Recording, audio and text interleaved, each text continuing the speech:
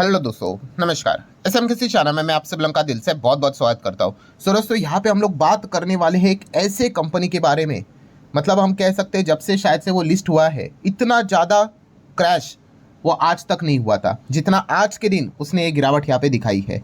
सो वो क्यों गिरा है, उसके पीछे का रीज़न क्या है, ये सारी चीज़ें यहाँ पे मैं कवर करने वाला हूँ। एंड हमेशा की तरह हो सकता है कि आपको एक कंपनी के बिजनेस के बारे में भी जानने का मौका यहाँ पे मिल जाए। सो दोस्तों, एक फाइनेंशियल सर्विसेज वाली कंपनी है, ठीक है, उनने अपनी रिपोर्ट यहाँ पे पब्लिश कर दी, ठीक है, कि ये जो कंपनी है इतना कुछ खास परफॉर्मेंस शायद से यहाँ पे नहीं दे पाएगी। एंड उनका वही रहता है, टारगेट विरगेट उन्होंने कम कर दिया, डाउनग्रेड कर दिया, ठीक है। एंड जैसे ये चीज़ सामने यहाँ पे आ गई, स्टॉक एकदम दनादन हम लोग को टूटते हुए देखने को मिल गया। सो वो कौन सी कंपनी है, तो जेएम फाइनेंशियल, इन्होंने वो रिपोर्ट पब्लिश की है। और किसके रिलेटेड ये रिपोर्ट उन्होंने पब्लिश की है, तो उस कंपनी का नाम है कार ट्रेड टेक। यस, आज के दिन की अगर हम लोग यहाँ पे बात करें तो आप सभी लोगों ने यहाँ पे देखा होगा, कार ट्रेड टेक ये जो कंपनी है 17% तक स्टॉक क्रैश हो गया, 17% तक, ठीक है, हाईएस्ट रिकॉर्ड। मतलब आज तक इतना वो कभी क्रैश नहीं हुआ था। और इसके पीछे का रीजन क्या है, आफ्टर द जेएम फाइनेंशियल ने इनको डाउनग्रेड किया, उसके बाद ये बड़ी गिरावट हम लोग को देखने को मिली है। अब ऐसी बात नहीं है कि बाकी एनालिस्ट ने इसको कवर नहीं किया, बहुत सारे लोगों ने कवर किया है, कुछ ने बाय भी बोला है, कुछ ने होल्ड भी बोला है, कुछ ने सेल भी बोला है। बट जेएम फाइनेंशियल ने इसको मतलब जब डाउनग्रेड यहाँ पे किया, सीधा 17% तक ये क्रैश यहाँ पे हुआ था। उसके बाद थोड़ा सा रिकवरी भी यहाँ पे होते हुए देखने को यहाँ पे मिला है। सो आप यहाँ पे देख सकते हो, जेएम फाइनेंशियल्स ने यहाँ पे बताया कि पोटेंशियली 14% तक ये गिर सकता है। बट ये कब की बात हो रही है, कल का जो क्लोजिंग प्राइस था उसको लेकर वो बात यहाँ पे कर रहे थे, ठीक है। एंड ऑब्वियसली भाई, अभी वो ऐसा यहाँ पे कह क्यों रहे हैं, जेएम फाइनेंशियल्स की अगर बात करें, कोई अगर आप किसी भी कंपनी को डाउनग्रेड करता है, देखो शेयर को डाउनग्रेड करना मतलब कि अल्टीमेटली वो उसके पीछे के रीजंस भी तो यहाँ पे बताते हैं कि ऐसा वो क्यों कर रहे हैं। तो वो भी मैं आप लोगों के सामने यहाँ पे रखना चाहूँगा, ठीक है। तो आप चाहो तो उस चीज़ को क्या कर सकते हो, फर्दर स्टडी कर सकते हो। बट सबसे पहले इंपॉर्टेंट चीज़ क्या है कि भाई ये जो कंपनी है, कार ट्रेड टेक की बात करें, इसका बिजनेस तो पता होना चाहिए आपको, ठीक है। काफ़ी लोगों को इनके बिजनेस के बारे में नहीं पता होगा, तो चलो पहले तो बिजनेस को अंडरस्टैंड कर लेते। बहुत ही सिंपल है दोस्तों, कोई रॉकेट साइंस नहीं है। सो कार ट्रेड टेक की अगर मैं बात कर लूँ थियोरेटिकली, एकदम आसान भाषा में अगर मैं आपको बोल दूँ एक दो लाइन में, तो कैसे होता है, ये भी एक मतलब रिटेल टाइप का ही काम करते हैं। अभी रिटेल टाइप का बिजनेस मतलब क्या होता है, जैसे मैंने कहा है कि इनका खुद का कुछ प्रोडक्ट नहीं होता है, ठीक है। सामान बनाने वाला कोई और कंपनी, ठीक है, खरीदने वाले कस्टमर, उनके बीच का ये क्या बनता है, ब्रिज बन जाता है। क्या हो, ये हमारा प्लेटफॉर्म है, आप यहाँ पे आके क्या करते हो, नाम से ही पता चलता है भाई, कार गाड़ी से रिलेटेड ही है। सो अगर आप चाहो तो इनके प्लेटफॉर्म के ऊपर जा सकते हो, गाड़ी खरीद सकते हो। एंड ये जैसे मैंने आपको बताया, ये कोई खुद यहाँ पे गाड़ियाँ बेचते तो यहाँ पे है नहीं। तो जो कंपनियाँ गाड़ी बनाती है वो डीलरशिप्स के पास चली जाती है, डीलरशिप यहाँ पे रजिस्टर करवा देते और इनके प्लेटफॉर्म के थ्रू भी गाड़ियाँ यहाँ पे बेचते हैं, और इसके चलते इनको कमीशन भी मिलता है। तो ये इनका हम लोग को मोटा मोटा एक बिजनेस मॉडल देखने को मिल जाता है। एक मैंने रफली पॉइंट में आप लोगों के सामने रख दिया। अब आप यहाँ पे पढ़ोगे तो आपको इजीली समझ में आएगा कि कंपनी करती क्या है। फिर हम लोग आएंगे कि रीजंस क्या है भाई जेएम फाइनेंशियल्स के, कि जिस चीज़ के चलते स्टॉक यहाँ पे क्रैश होते हुए देखने को मिला है। जब तक आपको ये बिजनेस पता नहीं होगा, ठीक है, कंपनी कमाई कहाँ से करती है, रेवेन्यू कहाँ से जनरेट करती है, तब तक आपको वो डायरेक्टली रिपोर्ट आप पढ़ोगे तो आपको समझ में नहीं आएगा। सो आप देख सकते हैं, सबसे पहले तो कंपनी ने बताया कि operate the website and apps connecting the buyer and seller of car. यही तो मैंने आपको बताया, ठीक है। ये ब्रिज का काम करती है, जिसको गाड़ी खरीदनी है, जिसको बेचनी है, इसको कनेक्ट करने का काम करती है। कैसे, ऐप्स बनाए, इनके ऐप से वेबसाइट भी देखने को मिल जाते हैं। तो इससे रिलेटेड ये कंपनी काम करती है। और इससे क्या करते हैं, वो फीस चार्ज करते हैं। मतलब जैसी गाड़ी यहाँ पे बिकेगी, ठीक है, इनके प्लेटफॉर्म के थ्रू, तो वैसे ही इनको यहाँ पे कमीशन मिल जाएगा। आप ऐसा भी कह सकते हो। देन अगर हम लोग यहाँ पे बात करें तो आप चेक कर सकते हो कि इनके प्लेटफॉर्म के ऊपर डीलर क्या करते हैं, अपनी गाड़ियाँ यहाँ पे लिस्ट करवाते हैं, व्हीकल लिस्ट करवाते हैं और एड भी रन करवाते हैं।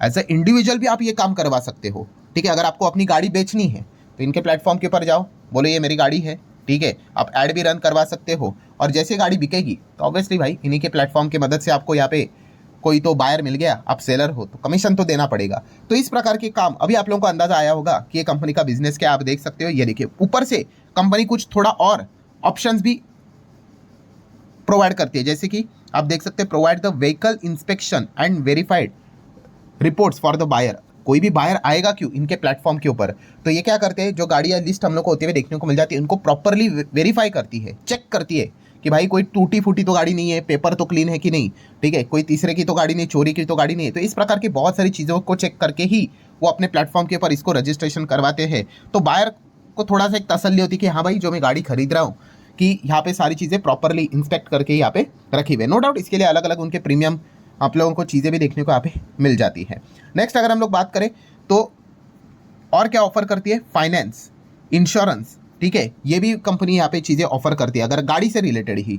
ऑब्वियसली अगर आपको लोन चाहिए, ठीक है, इंश्योरेंस लेना है तो ये भी कंपनी प्रोवाइड करती है, तो इससे भी एक पैसे यहाँ पे कमाती है। Then make money from advertisement, ठीक है, ऑनलाइन प्लेटफॉर्म है भाई, एडवर्टीजमेंट अभी ऑब्वियसली इनके प्लेटफॉर्म के ऊपर आपको गाड़ी से रिलेटेड ही चीज़ें के एड्स ज़्यादा देखने को यहाँ पे मिल जाएंगे, ठीक है। मतलब इस प्रकार से इस कंपनी का बिजनेस हम लोग को देखने को यहाँ पे मिल जाता है। देन आप देख सकते हैं, देखिए सब्सक्रिप्शन फीस भी रहेंगे, प्रीमियम पैकेजेस भी देखने को मिल जाएंगे, अलग अलग टूल्स भी रहेंगे, ठीक है। तो इस प्रकार के पॉइंट्स हम लोग को यहाँ पे देखने को मिल जाते हैं। एंड जैसे मैंने आपको बताया था कि असेट लाइट मॉडल है इनका। असेट लाइट मॉडल मतलब आप देख सकते हो, डज नॉट बाय और hold vehicle inventory, avoiding the ownership risk. Yes, company का खुद की कोई गाड़ी नहीं होती है इसके ऊपर, ठीक है। वो हमेशा कोई तीसरी कंपनी होगी, उन्हीं की गाड़ी होगी, इंडिविजुअल की गाड़ी होगी, वो रजिस्टर करवाएंगे, लिस्ट करवाएंगे, खरीदने वाला खरीद लेगा, कंपनी को बस कमीशन से मतलब है। सो आई होप आपको कंपनी का बिजनेस आसान तरीके से समझ में आया होगा। देन आ जाते कंपनी का रेवेन्यू, कहाँ से वो कमाई करती है उसके ऊपर आ जाते। बट यस, कंपनी के कुछ पॉपुलर ब्रांड्स देख लो, कार वाले तो पता है, बाइक वाले आपको पता है, अरे इन्हीं की कंपनीज है, इन्हीं के ब्रांड्स है ये सब कुछ।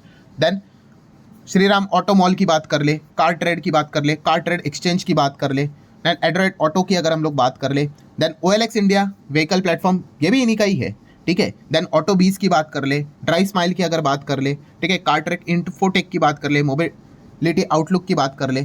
तो ये जो नाम आपने सुने ना, ये कोई और नहीं है भाई, ये इन्हीं कंपनीज के ब्रांड हम लोग को देखने को यहाँ पे मिल जाते हैं। एंड जैसे मैंने कहा कि कंपनी की कमाई कहाँ से होती है, रेवेन्यू देखिए, B2B से कंपनी 70% कमाई करती है। एंड B2C की बात कर ले तो 30% तक की कमाई होती है। Beat and point to be noted, ये B2B में हम लोग को एडवर्टाइजमेंट का भी जो अर्निंग है वो B2B में ही इंक्लूड होते हुए देखने को मिल जाता है, ठीक है। वहीं से तो ज़्यादा एडवर्टीजमेंट होगा, ठीक है, वहीं से तो मतलब एड्स जो चलाएंगे वो कंपनीज ही हम लोग को चलाते हुए ज़्यादा देखने को मिल जाती है। तो 70% कंपनी B2B से कमाती है और कंज्यूमर से 30% के आसपास। तो इसको आप नोट करके चल सकते हो। अब आ जाते हैं दोस्तों रिपोर्ट के ऊपर। अब आपको थोड़ा सा कंपनी का बैकग्राउंड पता चला, कंपनी करती क्या है वो पता चला यहाँ पे, ठीक है।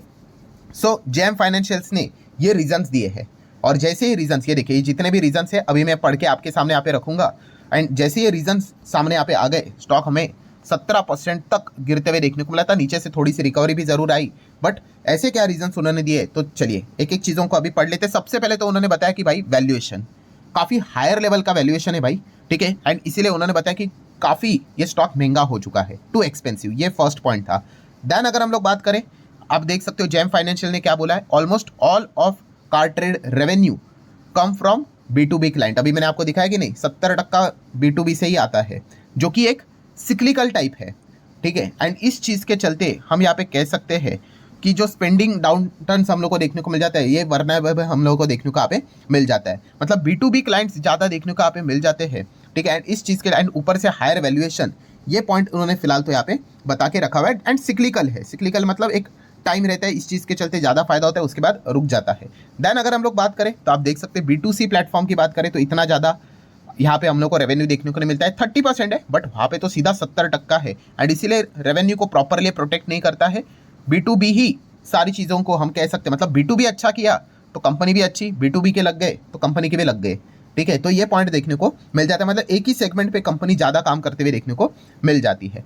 Then one of the most important point उन्होंने बताया कि देखो स्टॉक जो रॉकेट की तरह भागते हुए देखने को मिल रहा है, वो उस पर पीछे एक वन ऑफ द रीज़न है कि GST कट, ठीक है। GST कट के चलते एक बहुत अच्छा खासा पॉजिटिव सेंटीमेंट ऑटो सेगमेंट में क्रिएट हुआ है, बट वो सस्टेन होना मुश्किल है, ठीक है, इस कंपनी के लिए। ये पॉइंट फिलहाल तो उन्होंने यहाँ पे बता के रखा हुआ है, ठीक है। तो इस पॉइंट मतलब ये जेम फाइनेंशियल्स के रीजन है वो मैं आपके सामने रख रहा हूँ।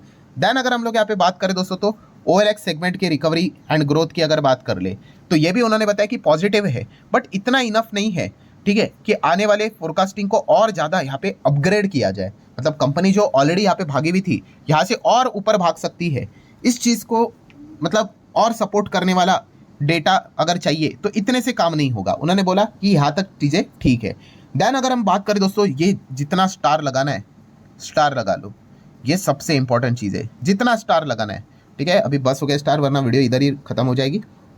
सो क्या बोला है देखिए, emerging competitive threat from generative AI tools. मतलब ये एआई ना, आर्टिफिशियल इंटेलिजेंस, चैट जीपीटी की बात कर ले, ठीक है, परप्लेक्सिटी की अगर बात कर ले, इस चीज़ के चलते क्या हो गया, इनका जो ट्रैफिक है फ्रॉम गूगल साइट से, गूगल सर्च से जो आने वाला है वो ड्रास्टिकली गिरते हुए देखने को मिल रहा है। एंड आने वाले समय में और ज़बरदस्त यहाँ पे गिर सकता है। एंड इस चीज़ के चलते इनके जो मैक्सिमम यूज़र्स है जो कार ट्रेड प्लेटफॉर्म के ऊपर आते थे, वो अब शायद से उतने आते हुए देखने को नहीं मिलेंगे। और दोस्तों ये जो पॉइंट जेएम फाइनेंशियल ने सामने रखा है, ये काफ़ी वैलिड पॉइंट है।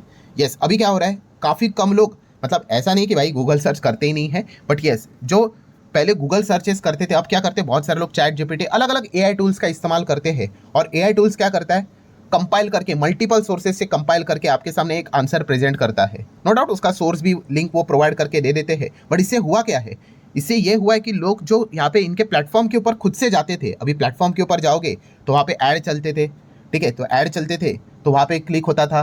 देन उस चीज़ के चलते मतलब बोलते हैं ना, कोई भी प्रोडक्ट अगर वो लेते थे, सर्विसेज लेते थे, तो इस चीज़ के चलते बिजनेस बनता था। बट अब मैक्सिमम लोग प्लेटफॉर्म के ऊपर जा ही नहीं रहे हैं एआई टूल के चलते, और ये सबसे बड़ा दिक्कत यहाँ पे हो चुका है। एंड एआई की ये जस्ट शुरुआत है, आने वाले समय में एआई काफ़ी बड़ा बन जाएगा। एंड इस चीज़ के चलते कंपनी को काफ़ी घाटा यहाँ पे हो सकता है। आप देख सकते हैं, AI tools provide the instant vehicle comparison and answer, potentially reducing the visit to a platform. मतलब वही कार ट्रेड के पोर्टल्स पे ज़्यादा हम लोग को लोग जाते हुए देखने को नहीं मिल रहे हैं, ठीक है, रिड्यूस होते हुए देखने को मिल रहा है, क्योंकि ये जो एआई टूल्स है आपको कंपैरिजन अलग अलग चीज़ें करके देते हैं। वरना पहले क्या करते थे लोग, एक एक इंडिविजुअल प्लेटफॉर्म के ऊपर जाते थे, चेक करके आते थे। एंड जैसे मैंने कहा कि आप किसी भी वेबसाइट पे जाओ, आपको एड्स दिखेंगे, अलग अलग चीज़ें दिखेंगी, तो कंपनी वहाँ से भी कमाई यहाँ पे करती थी। एंड ये एक सबसे बड़ा प्रॉब्लम कंपनी के लिए क्रिएट होते हुए देखने को यहाँ पे मिल चुका है। सो एंड बाकी का जो OLX का जो ऑलरेडी मैं पावर पॉइंट कवर कर चुका हूँ, ठीक है, वो जीएसटी बेनिफिट वो टेम्पररी है, वही उन्होंने यहाँ पे बताया है। सो मतलब हम कह सकते हैं दोस्तों कि यहाँ पे की जो ये गिरावट यहाँ पे हुई है, जेएम फाइनेंशियल्स ने जो डाउनग्रेड यहाँ पे किया है, इस रीजन के चलते गिरावट होते हुए देखने को यहाँ पे मिली है। अभी ये रिपोर्ट आप भी चाहो तो यहाँ पे पढ़ सकते हो, मैंने आसान भाषा में आप लोगों के सामने यहाँ पे रखी हुई है। बट ये ऐसे हम लोगों ने एक पॉइंट देखा, ठीक है, वैल्यूएशन ऊपर नीचे होता रहता है, ठीक है, इसमें कोई ऐसी बात नहीं है। शेयर मार्केट है तो आपको पता है स्टॉक अंडर वैल्यूड मिलेगा, ओवर वैल्यूड मिलेगा, एट पार मिलेगा, ये चलते रहेगा। बट यस, बिजनेस की अगर हम लोग बात करें दोस्तों, तो यस, ये एआई की अगर बात कर ले, ये जो पॉइंट जेएम फाइनेंशियल ने मेंशन किया है, ये काफ़ी वैलिड पॉइंट यहाँ पे लगता है। इसके ऊपर अगर कंपनी कोई सोल्यूशन निकाल कर अगर लेकर आती है, तो फिर हम कह सकते हैं इनका लॉन्ग टर्म का जो परफॉर्मेंस रहेगा, बिजनेस वाइज की मैं बात कर रहा हूँ, ठीक है, वो अच्छा यहाँ पे सुधर सकता है। प्लस B2B के ऊपर इनका डिपेंडेंसी काफ़ी ज़्यादा देखने को यहाँ पे मिल रहा है, ठीक है।